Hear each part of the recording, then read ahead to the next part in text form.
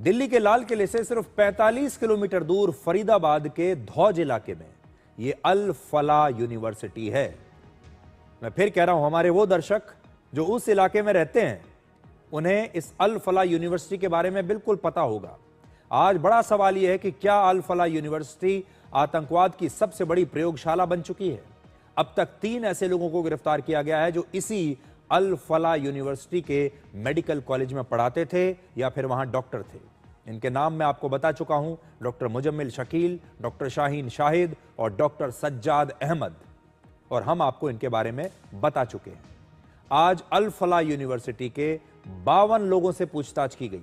इसके अलावा medical college के प्रिंसिपल से भी पूछताछ की गई है और पूछताछ के बाद 6 लोगों को हिरासत में लिया गया। जो अलग अलग मीडिया रिपोर्ट्स भी आ रही हैं, उनके मुताबिक जिन लोगों को हिरासत में लिया गया ये सभी जूनियर डॉक्टर्स हैं। फरीदाबाद की अल फला यूनिवर्सिटी में टेरर मॉड्यूल का खुलासा होने और दिल्ली ब्लास्ट के बाद यह पूछताछ की गई है। अब आपको अल फला यूनिवर्सिटी के बारे में भी कुछ जानकारियां देते हैं, जहां ये चारों आतंकवादी डॉक्टर पल रहे थे।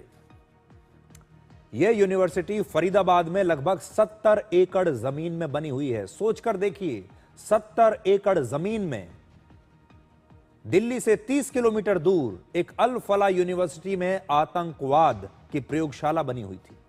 यह 70 एकड़ जमीन किसी ना किसी ने इस यूनिवर्सिटी को सस्ते दाम में या फिर हो सकता है मुफ्त में अलॉट की होगी। इस यूनिवर्सिटी में मेडिकल, इंजीनियरिंग, कंप्यूटर साइंस और कानून जैसे कई प्रोफेशनल कोर्सेज की पढ़ाई होती है। लॉ पढ़ाया जाता है। इस यूनिवर्सिटी की स्थापना की मंजूरी वर्ष 2014 में भूपेंद्र हुड्डा की सरकार ने दी थी, जब वो मुख्यमंत्री थे, और इसे 2015 में यूजीसी से भी मान्यता मिल गई।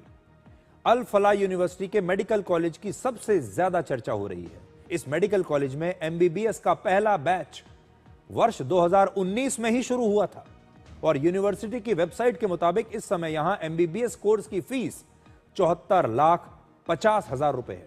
सोचिए, 75 लाख रुपए एमबीबीएस की फीस है और इसमें अभी तो हॉस्टल और अन्य खर्चे शामिल नहीं हैं। अगर इन्हें भी शामिल कर लिया जाएगा तो आप समझ लीजिए एमबीबीएस के कोर्स की जो फीस है वो है 1 करोड़ रुपया। इस यूनिवर्सिटी में एमबीबीएस की कुल मिलाकर 200 सीटें हैं।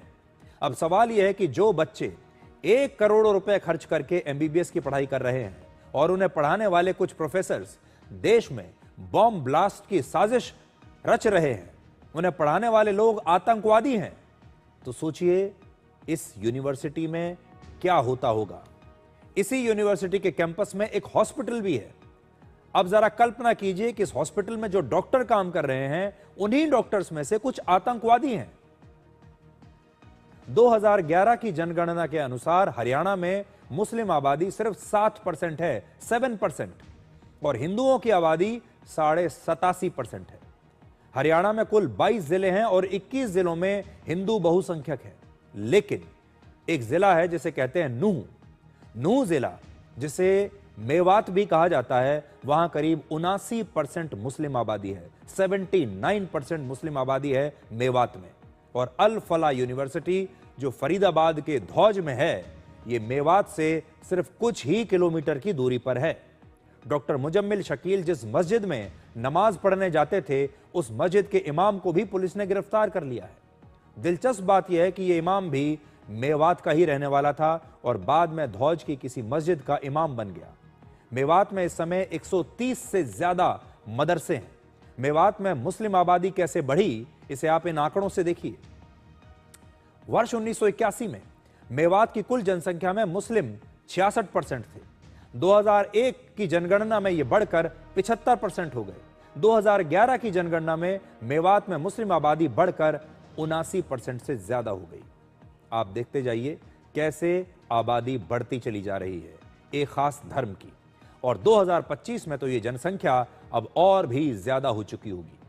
अल फला यूनिवर्सिटी के डॉक्टरों की गिरफ्तारी के बाद ऐसा लगता है कि व्हाइट कॉलर टेरर के लिहाज से मेवात और फरीदाबाद, जो दिल्ली के बहुत नजदीक हैं, आतंकवादियों के लिए एक नया सेफ हाउस बनता जा रहा है, जहां वो खुद भी छिपते हैं, अपने हथियारों को छिपा कर रखते हैं, अपने विस्फोटकों को छिपा कर रखते हैं और साथ ही साथ अपने आसपास काम करने वाले लोगों को भी ब्रेन वॉश करके आतंकवादी बनाते हैं, उन्हें अपना सहयोगी बना लेते हैं। फरीदाबाद में डॉक्टरों का नेटवर्क विस्फोटक से हमले की साजिश रच रहा था, तो दूसरी तरफ अहमदाबाद में एक और डॉक्टर जहर से एक बायोलॉजिकल हमले की प्लानिंग कर रहा था।